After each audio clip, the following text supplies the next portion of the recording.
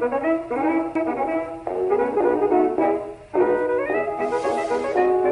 everyone, I'm Molly Wood. Welcome to the CNET Mailbag, the show where we read your feedback, answer your questions, and open all your sketchy snail mail. Actually, I got a lot of good snail mail this week and none of it was sketchy. Like this wonderful card from Maggie, who just wrote to say thank you to me for being an incredible role model.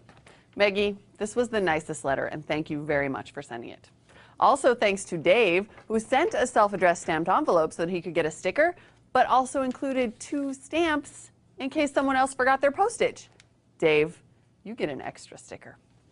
And FYI, everyone, we are now out of stickers, so don't send me your emails or stamps. I'll let you know when I get more or when you can buy them.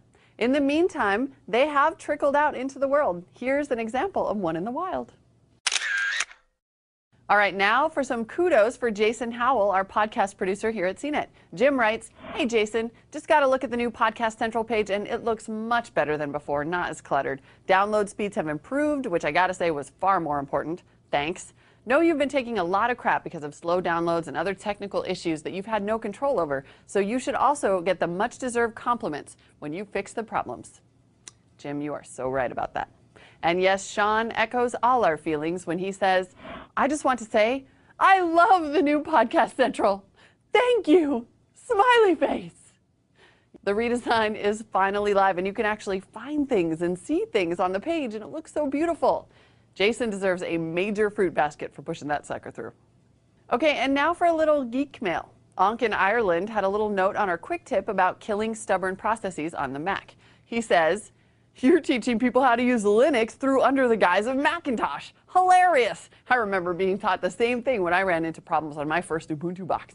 Next, teach them how to add a UUID to FSTAP so the drive will remount after a crash. LOL." And Fred Haig writes about the same tip.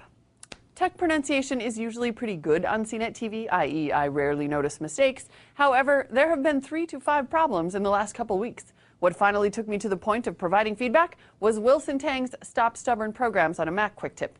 He pronounced sudo as sudo, similar to the martial art of judo rather than sudo. Pronunciation mistakes like this focus the audience attention on the fact that the personalities are not knowledgeable and simply reading copy.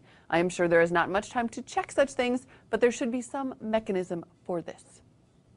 Actually, Fred Haig, as we all know, sudo stands for super user do, and so I can totally understand why you would have to pronounce it sudo, and in fact, it is officially pronounced sudo, but Wikipedia notes that it is commonly also pronounced sudo. And in fact, there is a raging debate in the open source community about the proper pronunciation, as evidenced by multiple heated forum threads.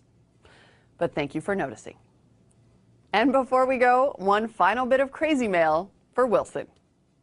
"Dear Wilson Tang, I think your name rhymes with Vera Wang, Scarlett O'Hara." I mean, that's true. It does rhyme with that. So, okay. That's it for this week. Send me your questions and comments. Email me at mailbag@cnet.com or send your snail mail to 235 2nd Street, San Francisco, California, 94105. Thank you for watching, everyone.